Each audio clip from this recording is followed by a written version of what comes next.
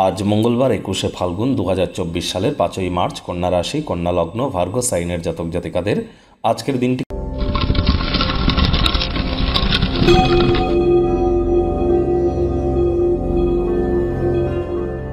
ভিডিওটির শুরুতেই স্ক্রিনে আপনারা দেখতে পাচ্ছেন মঙ্গল গ্রহের বীজ মন্ত্র ওম ক্রাং ক্রিং ক্রং শ ভূমায় নামা।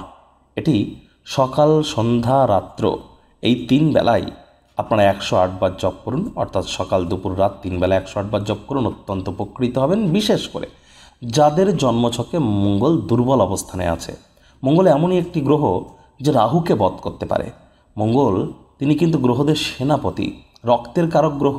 IT sector, real estate, army, police, defence, automobile industry, আবার ধরুন মেডিকেল ইন্ডাস্ট্রি, সেলসের কাজ, মার্কেটিংয়ের কাজ, স্পোর্টস ইন্ডাস্ট্রি, অ্যাক্টিভ ইনকাম সবই তো মঙ্গলের আন্ডারে।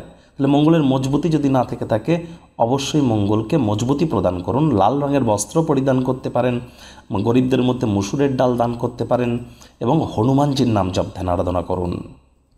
ভাগ্য মিটার আজ আপনাদের বলছে 6 আউট অফ 10 ভাগ্য আপনাদের অনুকূলেই থাকবে।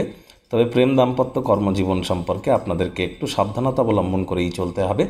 আজ কায়িক পরিশ্রম হলেও শরীর মনে সতেজতা এবং তরতাজাই আপনারা অনুভব করবেন।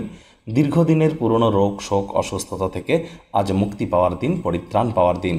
অর্থগত ব্যাপারে আয় ইনকাম তো বাড়বেই, তবে খরচও কিন্তু বাড়তে চলেছে, যার কারণে সঞ্চয় ঘাটতি পড়তে পারে।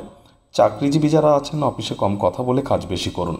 মনের থেকে মস্তিষ্ককে বেশি দাম দিন। কোনো প্রকার অফিস পলিটিক্স বা গসিপিংয়ের অংশ যেন হবেন না।